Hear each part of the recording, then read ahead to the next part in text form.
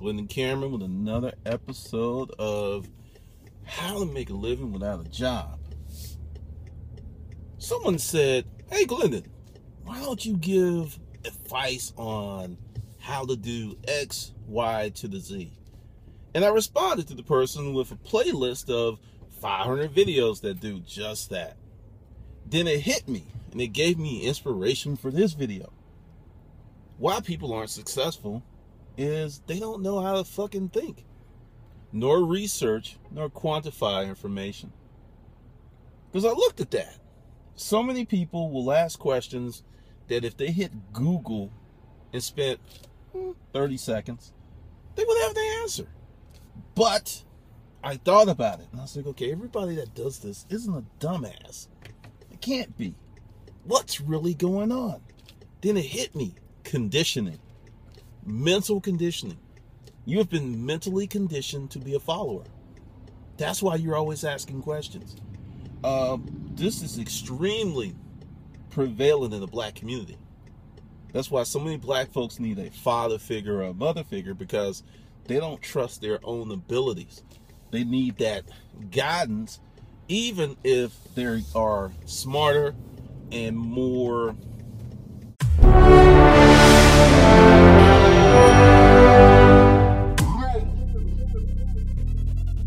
successful, have greater abilities than the person that they give that father or mother mantle to. I've studied this for years. It cracks me up. It totally cracks me up. But one of the things that people don't seem to understand is if you get cookie cutter type situations, you're going to have a problem. And I'm going to give you a real good one, because I got a comment this morning, and you know, I kind of laugh them off, because when you make a comment like that, and yeah, I give you the comments like, all the people that I know who have money have degrees. And it was like, it must be an Atlanta thing.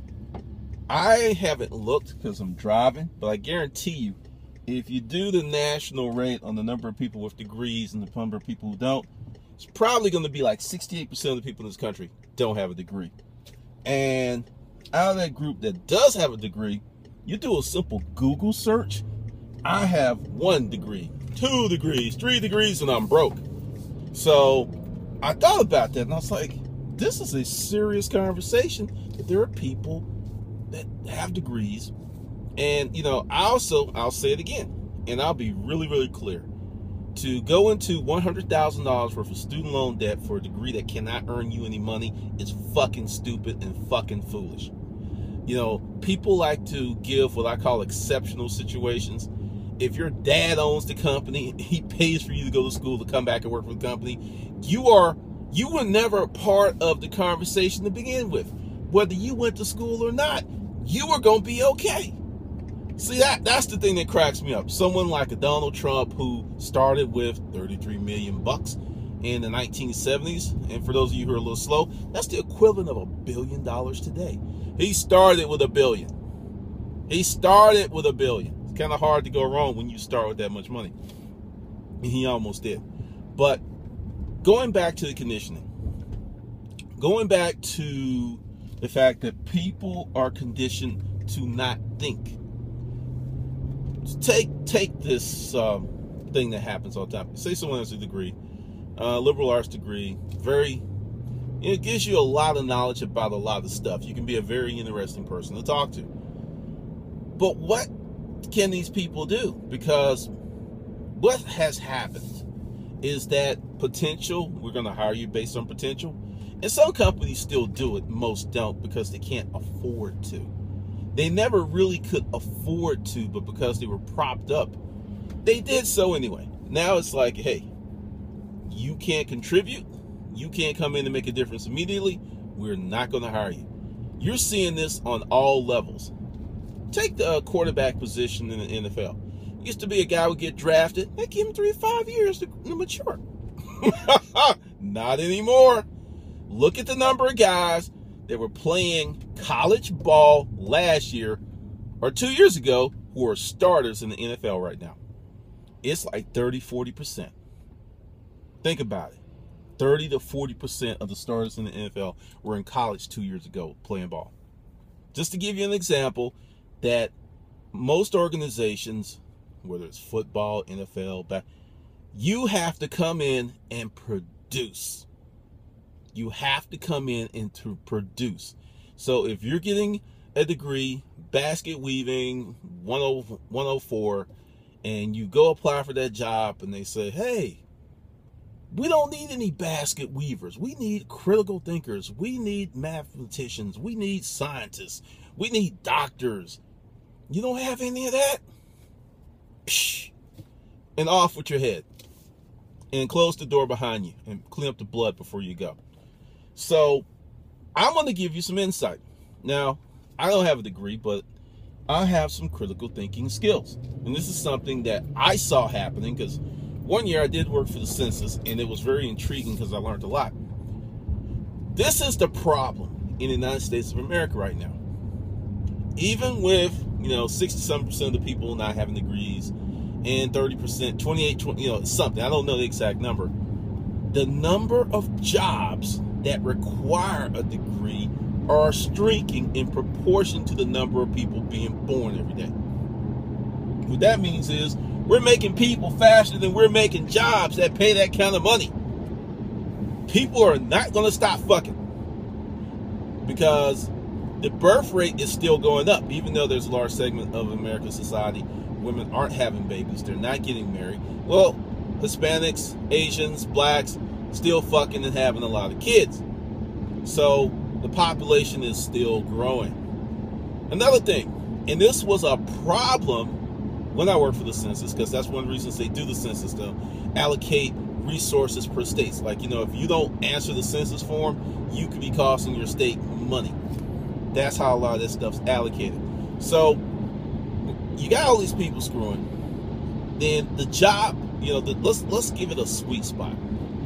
That spot of, let's say the job starts 8,500 grand. Yeah, 8,500. Those kind of jobs.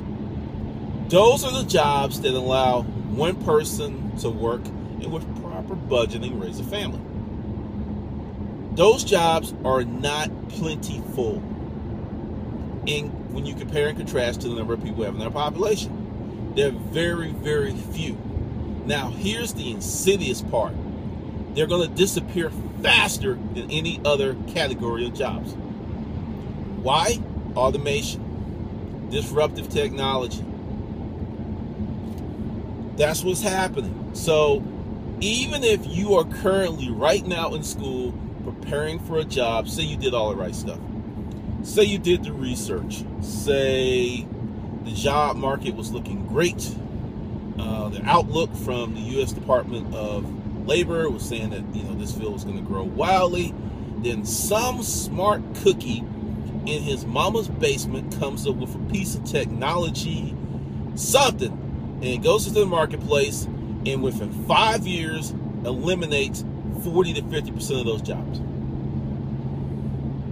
Not going to happen? How many photographers do you see for Time magazine? Citizen photographers, citizen journalists have replaced paid journalists. This was not something that everyone can do. There was a certain grooming process. Gone. And that's what technology is doing. That's what it has done. And it will continue to do this. It will get to the point, and I don't know when this is going to happen, but at some point, your doctor that performs surgery on you, it's not going to cut you open. It's going to be an automated process with a set of parameters, algorithms. You're going to go on the table, robots, knives, do what they need to do. He's going to be in a joystick.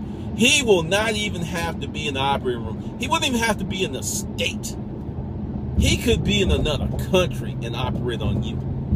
Now, what does this do? It gets rid of OR techs.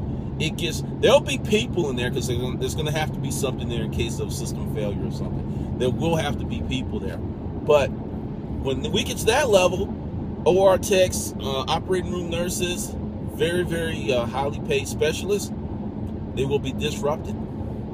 So say you need a team of 12, 15 people for certain surgeries, 3 to 4 for really, or 2 for really simple procedures. That's all going to go down to 1 or 2 people. There will be a program, and this is way off, that it's like, okay, the diagnosis is this. You go on the table, program's going to handle your surgery. Going to do everything, close you up, everything. And there'll be like doctors, this is coming. This is coming. Just, to let you know, even up on the high end, doctors will be disrupted. And doctors right now are in short supply because of all the craziness with malpractice insurance. A lot of smart cookies went into other fields. A lot of doctors got out. A lot of doctors retired. So there is a shortage of doctors right now, which is projected to go on for a long time. When technology and the intersection of technology meets that, it's going to solve a lot of problems. And there are people working on it now. So if they're working on something as advanced, complex as surgery, you sitting in an office at a computer is in jeopardy. I want you to think about that. You sitting in an office at a computer, plugging in numbers, looking at stat sheets, anything that a computer can do or algorithm can do, it's a matter of time before it takes your job. In the next 5 years, major industries will be disrupted. And another issue I have with college is it takes too damn long. You can no longer afford to be in school for 5 years and only get the formal education and not get any practical education. You can't do that. You have to get both at the same time. I was a business owner and I would never hire anybody with no experience. The shit was too painful. You're paying someone to train them, which is another part of the conditioning that people expect that. It's like they expect to come into your organization and you to pay them a great wage and for you to train them, to give them skills so they can go ahead and escalate to some other organization for more money. That is an expectation. That's how the game is played. And I got this saying, don't hate the player, don't hate the game, learn the fucking rules so you can win. So everybody's learning the rules. And the thing is, employers are learning the rules quicker than you are because they have a vested interest in that. So understand, there's so much evidence. I mean, major magazines, billionaires. There's one, Peter Thiel, I believe his name. He's giving people money not to go to school. Bright people with promises say, hey, don't go to school. Take this money and go do this. So for those of you out there who are saying, oh, just Clinton, you are ill-informed. This whole thing is shaping education. And mark my words, with the conversation that's going on, in 5 years, the cost of getting education is going to go down. Because so many people are not going. They're dropping out.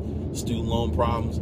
It's got to come down for this thing to continue to go on. The only reason tuition continued to go up was student loans. If colleges had to operate on a paradigm of we must guarantee results to keep getting people in, wouldn't be as many colleges and tuition would not be skyrocketing. So let's talk about those people who have a degree in their options. Once again, using logic. There are so many people with degrees for those few jobs, it is created salary compression. Why are you going to give out this wonderful, awesome salary when you have not one, but 1,000 highly qualified applicants? Not marginal, not okay, but you have 1,000 who can come in and do a great job. Supply and demand. Econ 101. When the supply is greater than the demand, the price must come down. And the price is your salary. There are some people out there who listen to this, they haven't had a raise in years. And when you factor in the declining value of the dollar, their real economic buying power has gone down year after year after year. And they're wondering why they're struggling. It's like, I actually made more money than I did 10 years ago, but I feel less financial. I'm struggling. Every month's a grind. So factor in that. So for those of you who have degrees and you're young, this is my advice to you. and this is going to sound very contrary to a lot of things I said, but I will break that down for you. Get the fuck out of America. Go work in one of these emerging economies, and for the following reasons. I've traveled a lot. You can live like a king in the Philippines right now, 50 G's a year. I'm talking balling. I'm talking maid, driver, penthouse, the whole 9 yards on 50 G's a year. Balling. Your money will go 10 to 20 times further in certain emerging economies. Thailand, not the UK. No. UK, you're going to pay out the ass. So, if you have skill sets and you have a fresh college degree and you're not married and you don't have any kids, I highly recommend that you get the fuck out of America for 2 to 6 years. Now, why do I say 2 to 6 years? Number one, I've lived in Japan for 6 months. I've been in a lot of places for extended periods of time. As an American, we're conditioned to love this place. You go somewhere, the money can be great, and you're living like a king, you are balling. And for a lot of us, that's going to not be enough. You can do it for a few years and come back. Because see, the thing is, you go away and you get that experience and you get that sophistication of being an expat. You're more attractive to people back here now. See, because the thing is, now you're experienced. Now you've built something and you can come back here and play the game better, because when they look at those 1,000 applicants for that $180,000 job and they're like, okay, yeah, oh, whoa, you've been in Singapore for 6 years. Let's call this guy in. That identifier, that qualifier, it separates you from the pack. You have to do things that separate you from the pack. And the reason I'm doing this is because there's a lot of people out there who have a degree and they're trying to hustle and they're not going to make it because they don't have hustleability mindset. Because they've been conditioned to be a worker bee. And if you've been conditioned from the age of 6 until you're 21, 22, 23, 24, it's hard to get around. So while you're trying to get around that, you need to make some money. So like I said, get the fuck out of America for 2 to 6 years. Find yourself a career field that you really want to do, something that's scalable. Go overseas, and also, you do it that young, the experience will just be it will be the experience of a lifetime. I can tell you. You'll just see things, you'll do things, it'll just blow your mind. Now, understand, there are some places that are very much like America to a point. Like the Philippines, I have a friend that lived there for the last 3 years, just moved to Sweden. Rolling blackouts. You don't see them on Facebook, it's because the grid is down for 2 or 3 days. So they're used to it because that's their daily life. As someone who's leaving America, where there's ubiquitous internet access, where, I mean, seriously, the power just doesn't go out unless there's a storm. Even then, it may come right back on. That could just, that could just drive you a little nuts. Make you a little batty. So, get the fuck out, yeah.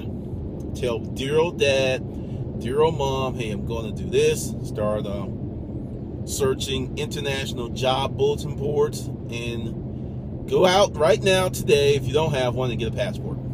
Go ahead, you should have one anyway. Go out, file, spend the money, get your passport. Oh shit, can you get a passport? Government shutdown. Oh damn, I didn't think about that. Well, go ahead and try. Well, yeah, you get your passport at the post office. Go start the process. Damn, that is a bitch. But seriously, get your passport and start thinking about some countries that you wanted to go to. And this is how you do it. Like, a lot of folks don't know this. Like, the tip of Africa is just like 4 hours from Australia. You know, so when you get to certain parts of the world, it's just easier to get other parts. So say you're working in Thailand, Malaysia, somewhere like that. Getting to other places is much easier because of the proximity. So you can work someplace and go vacation in Bali on the weekend. That's what a lot of people do. Like the Greek Isles is like the Caribbean for the UK. So just some stuff to think. Start planning. Understand it will be lonely. Understand it'll be a little crazy. But you're young. Get over yourself. Do it. Do it. Because I can go into a room and talk to people, and unless there's someone that lived in another country, I talk about my travel experiences, I blow everyone away. Not too many people have lived in Japan. Not too many people. But you can. You can do something different.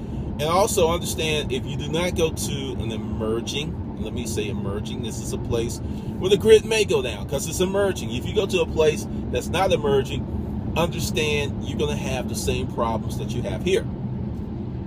You know, competition, because there's so many people there with a degree, or so many people who are qualified.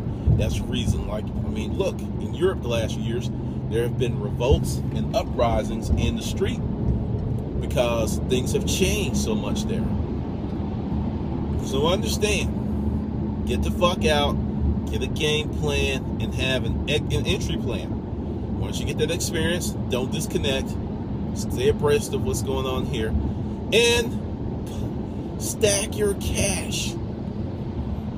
You move somewhere where the standard of living is like really crazy low, you can come back here with 100, 150 grand, 200 grand, and then start your own business. Have some kind of vision. When I had my storage auction business, there was this couple. Used to see them about every 6 to 9 months. They were both married couple, husband and wife, and they both were Iraqi contractors. When you can still make a grip, I don't think you can make as much as they were making, because they were both doing $178,000 a year, under 30.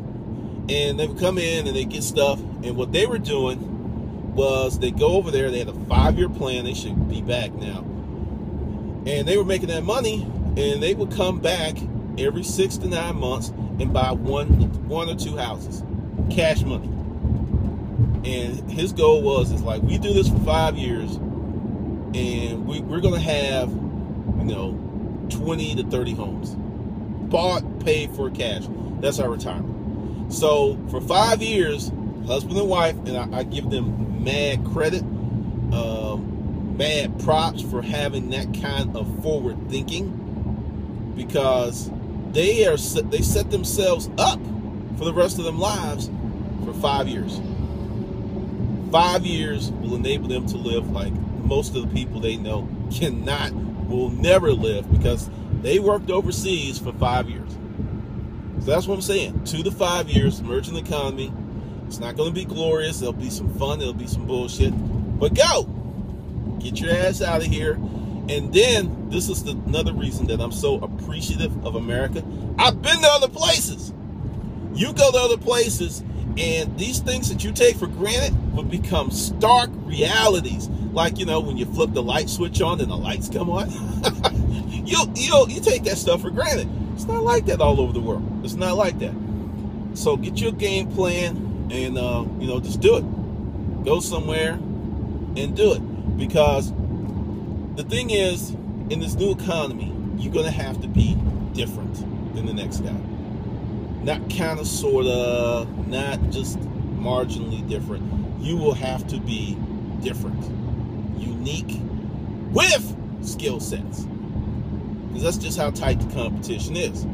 And once you do this, it will also give you more self-confidence. It will help you if you want to start a business. Because I'm coming to another conclusion. You have people who would rather go hungry than start a business because it's too hard. I'm sorry, starving is hard to me.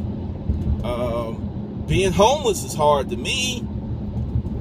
Just my thought process. Yours may be different, but that's my thought process.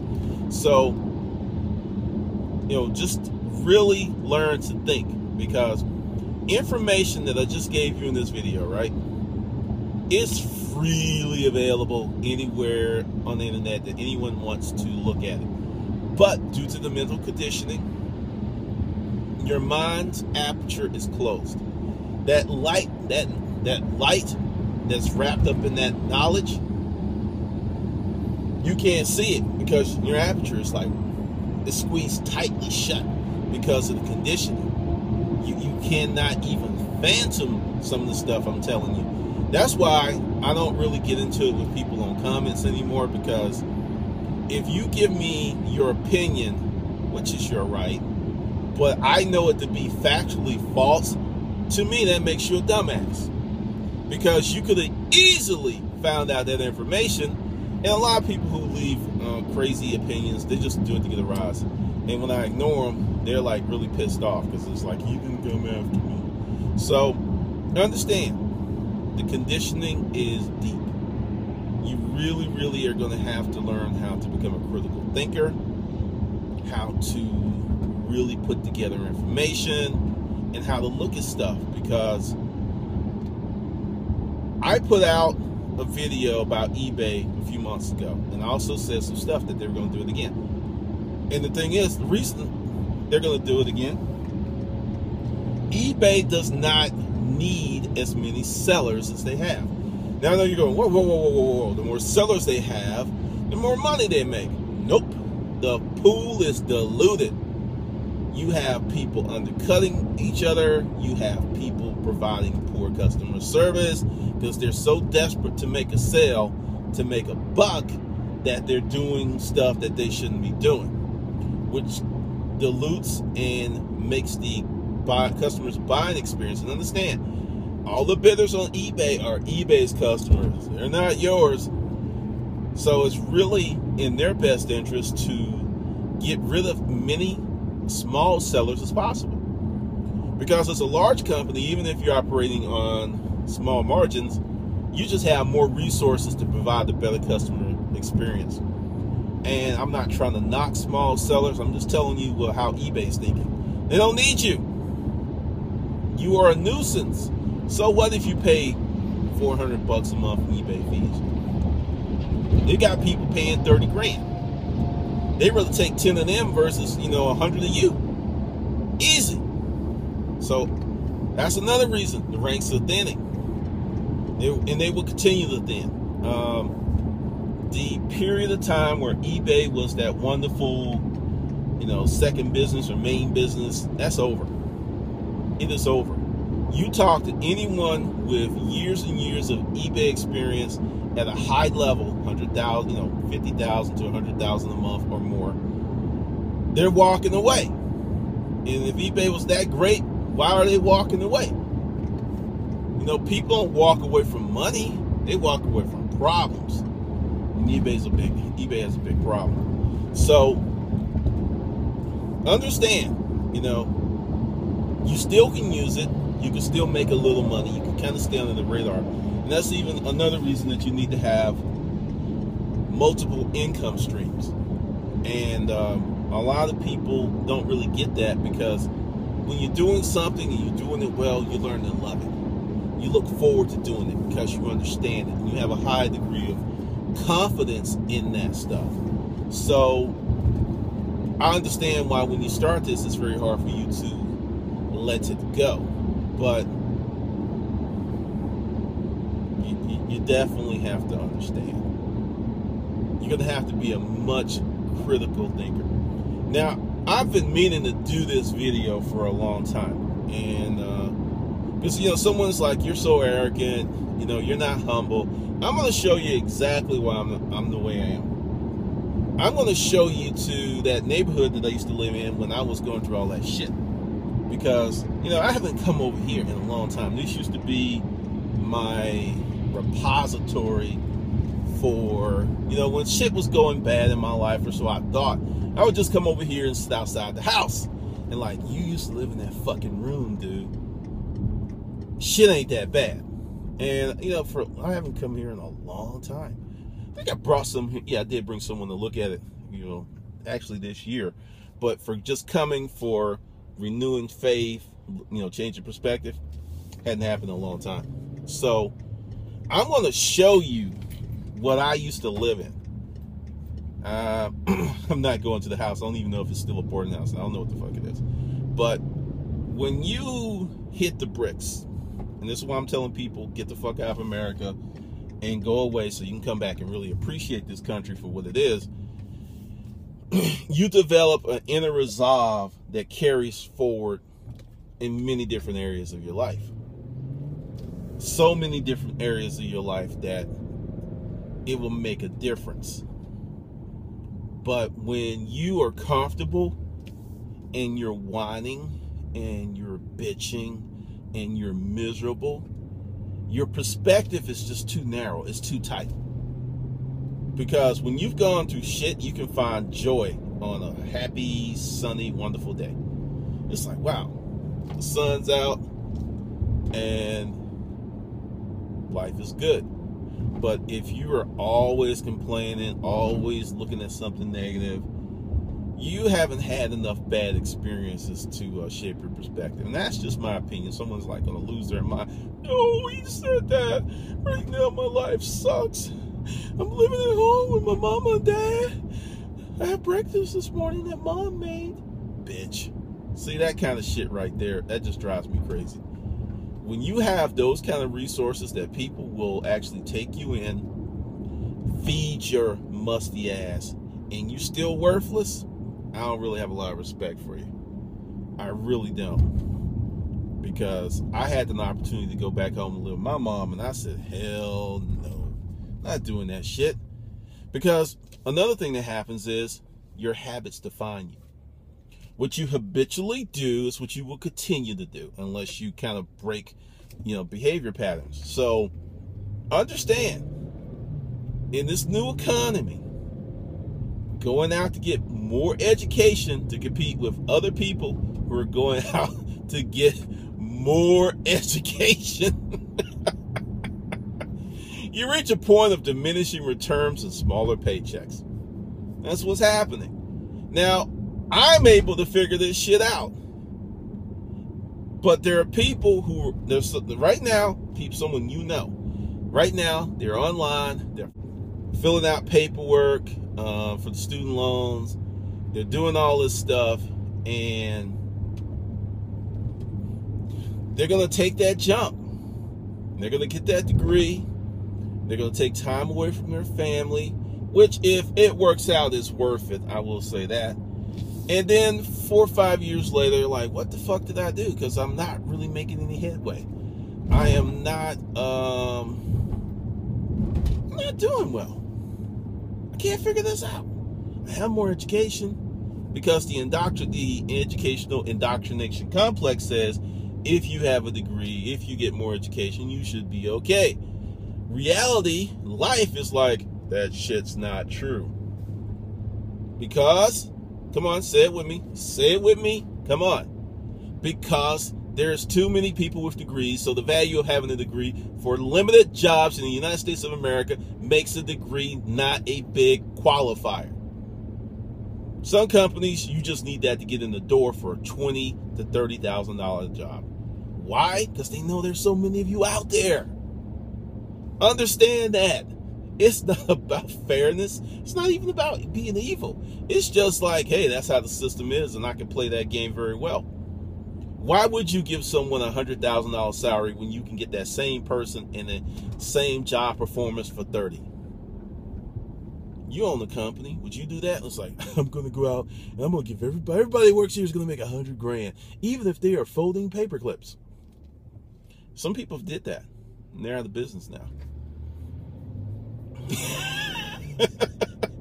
Yeah, they're out of business. Shit doesn't work. When I had my company and we went to my Latino brothers, I saved so much money, and the job performance was so much better, it blew my mind. Here's another little tip for you. Say you have it's an online business, and you go out and you hire VAs, and it's a process to that. It's a little tricky. It's not as straightforward as some people have you believe. You don't pay any payroll taxes on that. No workers' comp, no health insurance, nothing. So let's talk about that, because we're talking about, getting the fuck out of America, going global. This is a way you can bring global to you and save a lot of money. Because I had an assistant, and she had to do something, so she had to quit. She recently contacted me again, and I was like, I can't help you out. Because once you go VA, you never go back. Just totally different experience. Totally different experience. So understand, you can get someone in one of those emerging economies, and this is why I know that $50,000 a year in the Philippines is balling, because my VA was making $350 a month. This was a totally different project. That was mid-level income. If you pay a VA $600, $700 a month, that's like doctor's salary. Serious. It's like doctor's salary. They can take care of their family and extended family on that.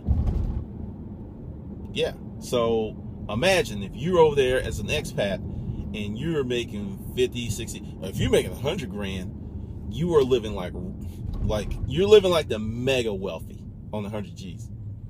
Mega wealthy. I'm talking about champagne service every night, tips, whatever, and still be able to save money. So it's like that in Brazil. When I went to Brazil, oh my God, I think I spent $200 for the week that I was there. It was, yeah, $200. And I was a specialist E4 in the military at the time. I think I was making like $750, $800 a month. I had never been able to live like that on that kind of money. I was just like, you gotta be kidding me. You mean all this is only, wait a minute, all this is $2? For real? With the tip? That's $2? Couldn't believe it. And I'm not talking about eating some bullshit either. I'm talking about eating well. I'm talking about eating, the cow that grew up on the estate, not that wild motherfucker, not the cow in the jungle, but the cultured cow. I mean, seriously, food was amazing. It was freaking amazing. And this is what happens when you get exposure, when you get a little bit of, because see, in America, people tend to live in their community physically and mentally, to the point that if anything is introduced to that community that they don't understand, it's a threat. Even though it may not be a threat, it will be perceived as a threat and treated as such. So understand. Hold on, let me make a little adjustment. You'll be able to see it. Yeah, this is now it looks better than it used to, because I'm seeing how houses have been remodeled. That one just been painted. But after I fell from normalcy, which was a good thing because it changed my perspective, I ended up over here, and this is called the West End. Let's see, I haven't come this way in a long time. To some people, it's like, this doesn't look this bad. Let me tell you, it's better looking now. It's better looking. It's cleaner, and I haven't seen a crackhead. Yeah,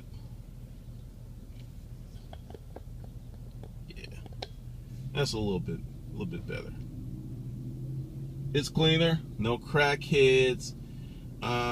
And this was a time where drug dealers did hang out on the street corners. I don't think they do that anymore. I think everything's online, even, getting your connect, so to speak. I mean, with a smartphone, you probably got a drug dealer out there with a Facebook page. Come get your smackety smack, come get your lollipops. But, yeah, gentrification is, oh, that shit burnt down. But, and now, don't be deceived by some of these nicer houses. I've got a few friends that live over here, and the crime is freaking off the chain. I have a friend who refuses to buy another flat screen television, even though I think the price of flat screens has come down so much.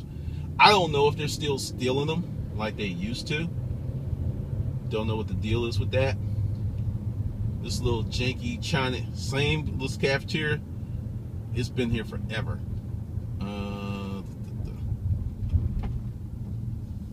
So I'm going to take you to, it's the next street over. I'll take you around this hood. This hood, because I spent some time in the hood. And let's see, is he walking? What is that? Nah, I don't know what the hell that is. It's not a pit. These too little. This is pit bull, Rottweiler neighborhood.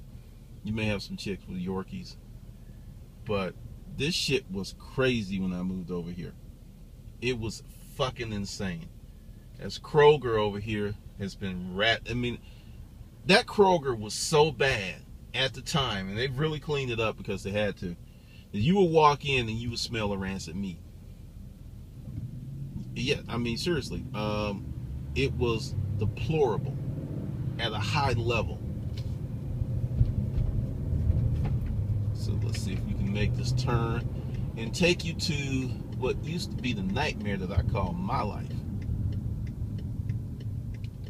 Okay, you gonna slow down, and you two are gonna speed up.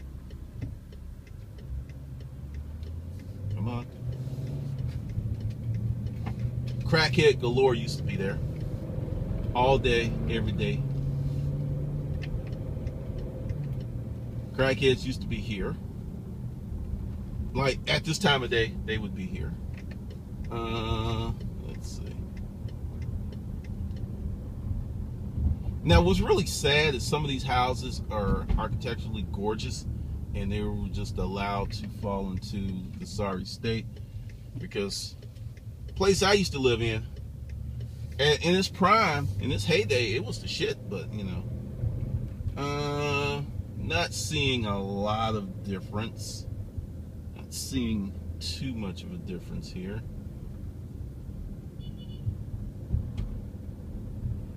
Let's see. Well, some things have been fixed up. Yeah, I used to live on this street. And let's see. Yeah, you can't see it. I'm gonna have to.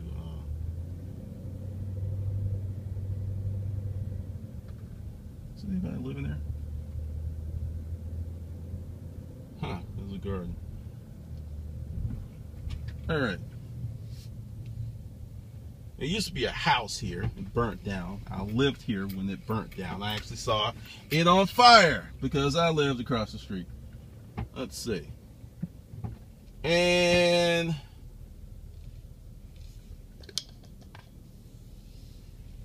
let's pull this out. You see that sucker right there? You know what?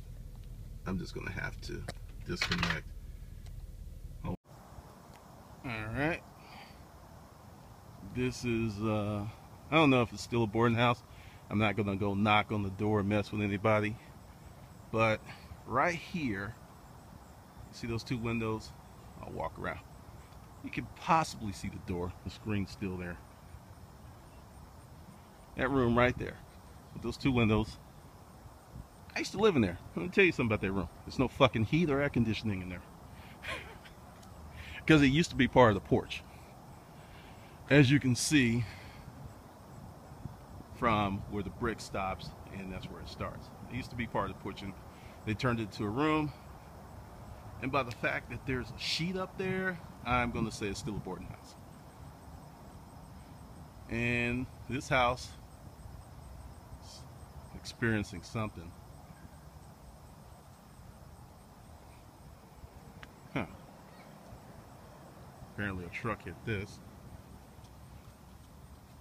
Huh? No. Nah, I used to live in that one. Oh, I thought you were fixing this one up. Somebody is. Yeah, I thought you had some work for me. You ain't got no work for me, do you? Nah. Okay. Nope.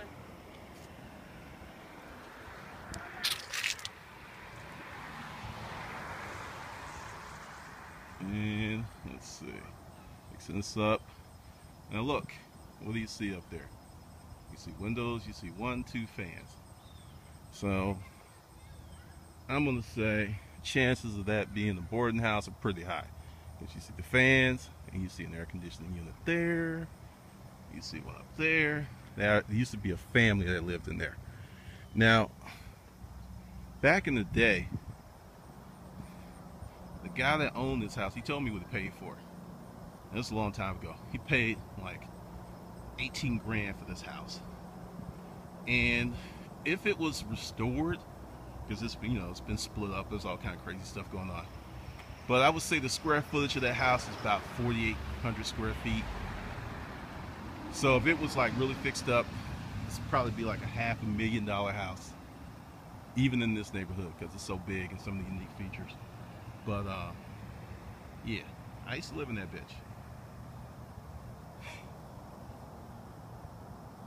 Just kind of go around,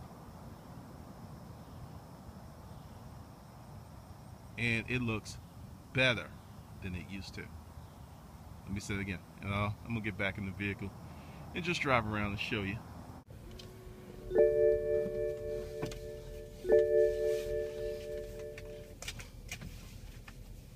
All right, so I'm gonna just, like I said, this is an improvement. This is an improvement. I'm gonna show you.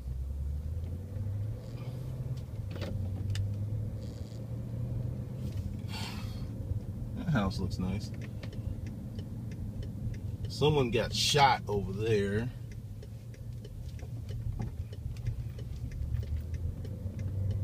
Now, what's really interesting, as a kid, I didn't grow up in any shit like this. I grew up poor, but my neighborhood didn't look nothing like this. Nothing. Houses were well maintained. People cut their grass. They were poor, or average income, but they had pride in the neighborhood. Let's see. As you notice, there's a lot of boarded up houses.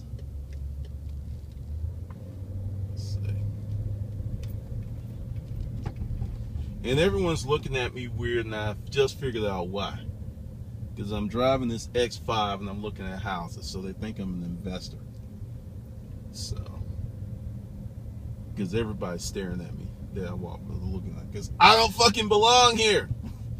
I'll tell you a quick story. When I moved over here, I was still working in the hospital for a few months, and well, actually not the hospital, still in the medical field. I was working for LabCorp. And because I had to shave, I shaved and everything, people thought I was a cop. Used to get that all the time. It's like, oh, you the po-po? And then people walk up to me. Wow. A lot of these houses are, oh, they fixed that one up. That's actually, they're in the process of fixing that up. You're seeing? Now, a lot of people are talking about the economy, and money is out here again. I am seeing, like, my neighborhood, houses are staying on the market 30 days, if that long. People are dumping shit. Remember I said in the video about, people not dropping trash in their neighborhood? That's not exactly the case over here. Oh, that apartment used to be some. You can't see. Damn. Like I said, I have not been over here in this capacity in a long time, but a lot of stuff's changed. Let's see.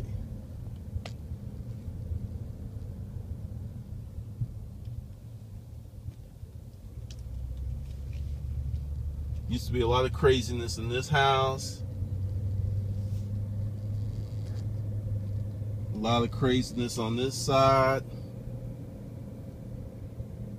A lot of these places are boarding houses again. There's a high degree of vacancy around here. Extremely high.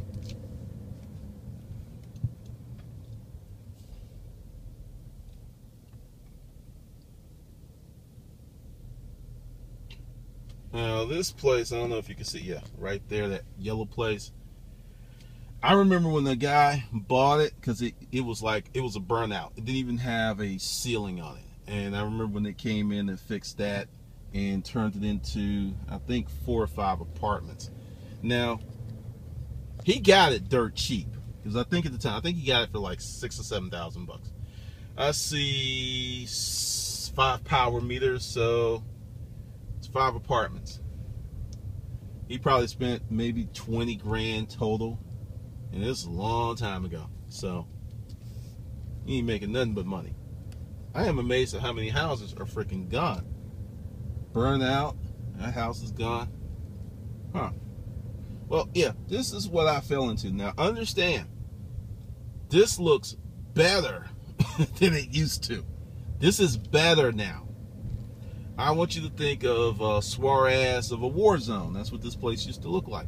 And it was weird because there would be like this really nice house, then there would be madness. And it was just strange. Now, for some people, like, that shit ain't that bad because, you know, you're living in some bullshit right now. So it ain't that bad to you. But for me, you know, going from being poor to, you know, pretty good job, making decent money, to falling into this shit that was worse than the neighborhood that I grew up in, it was a mind fuck. Now, I think what the people that live here, like if you're coming from New York or you coming from Chicago, this is a come up. Sad to say, but true. But for someone who had never had to deal with this shit, it is depressing and fuck. But kind of goes back to what I was talking about, you know, experiences.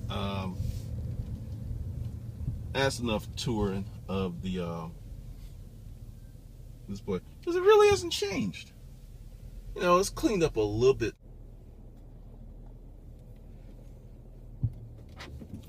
All right, so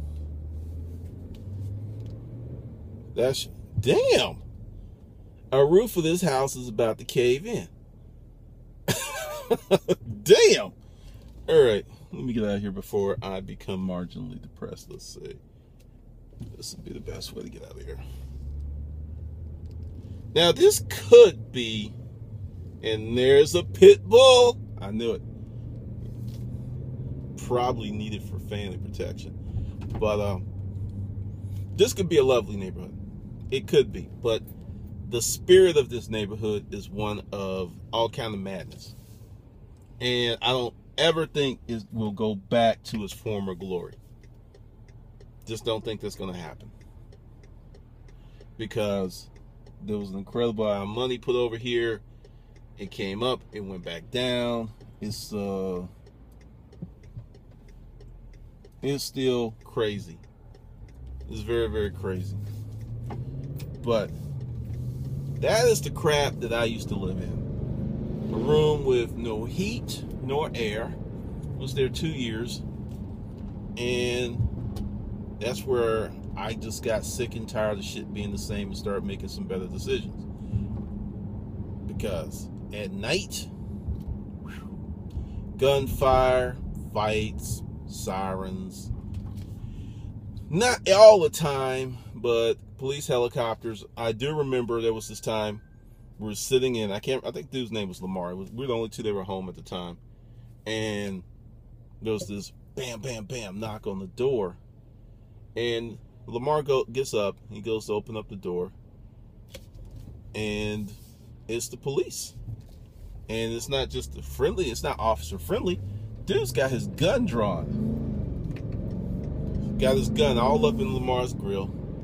And I automatically put my hands up. And he looks, and then another cop comes up, and he's like, "No, that's neither one of them's him." And they just disappear. No, I'm sorry, none of that.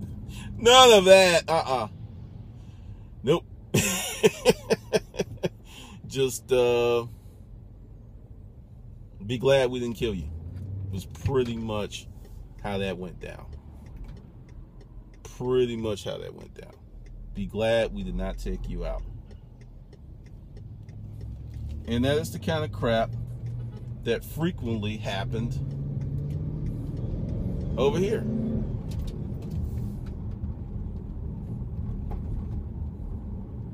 So that place is gone. Now, let you know, this is real close to the AU Center where Morehouse and Spelman is. I mean, a stone's throw. It's kind of sad, too. Because I know some people come to Atlanta and like, what the hell?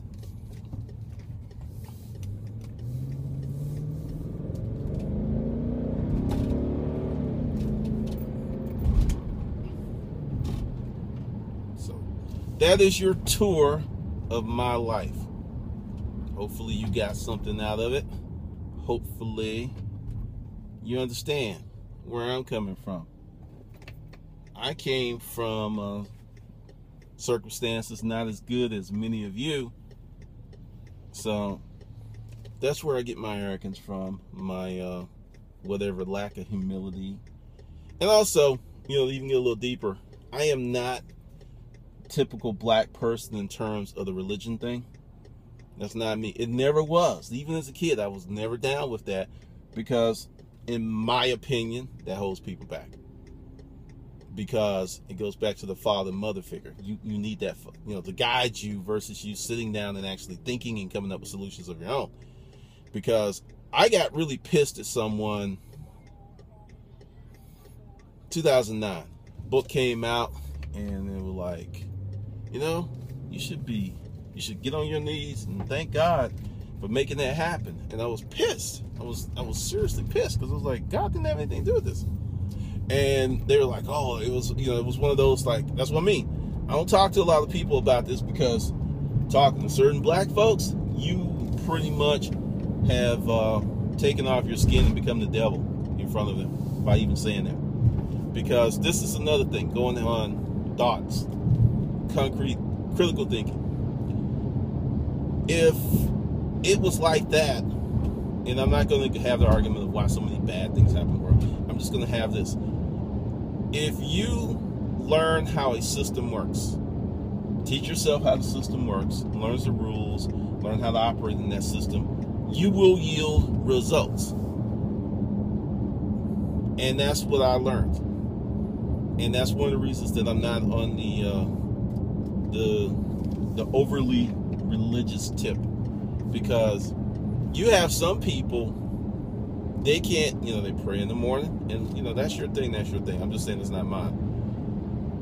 And I don't know with some black folks, it's just like they haven't waken up. Like, all that praying hasn't worked out. You're praying to lose weight, but you never will go for a walk.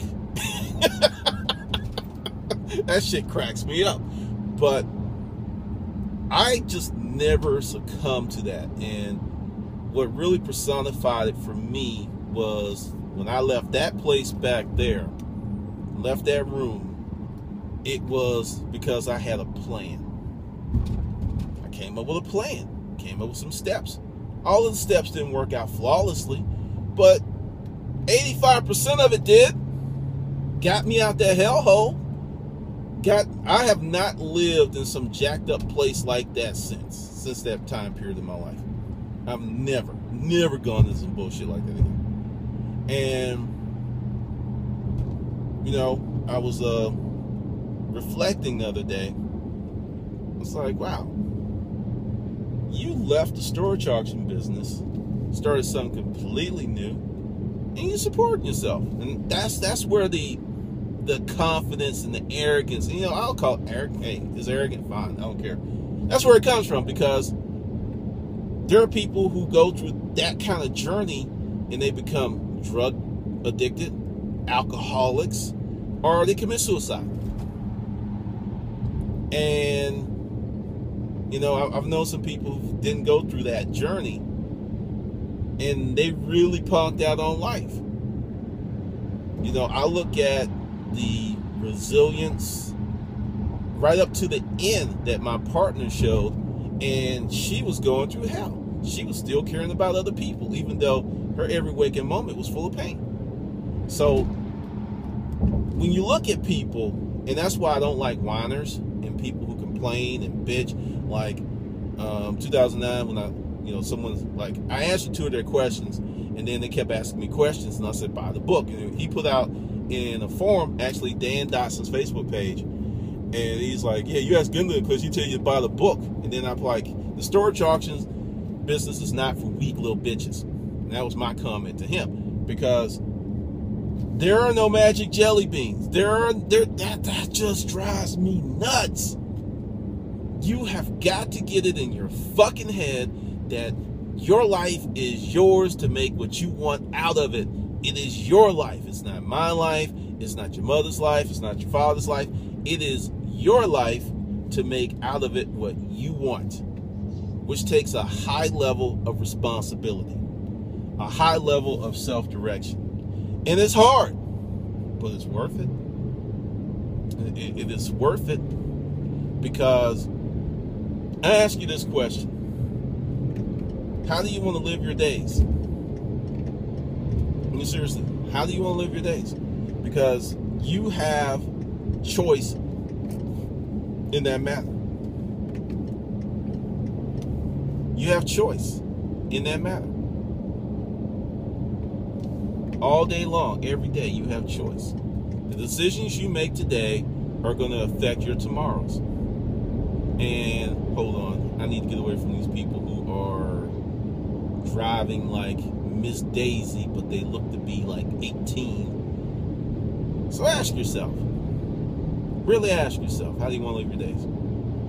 Because after I got that was my wake up call back there. You know, that was a wake up call. Bad things can happen to people who perceive themselves to be good. It happens all the time. So once I stopped questioning why it happened, and there was a period of self-pity, and there was a period of bitching and moaning, and the longer that I did that, the worse things got. It's just how it is. So one day I just stopped doing it and started exploring what did I do to fuck up. And once I isolated that, I stopped making those kind of decisions. Now, just because you stop making those kind of decisions does not mean that your life will turn around overnight. It took months for me to start seeing the results of some of the decisions. Months. Not years, you know, so I think it was quick. But that is the thing.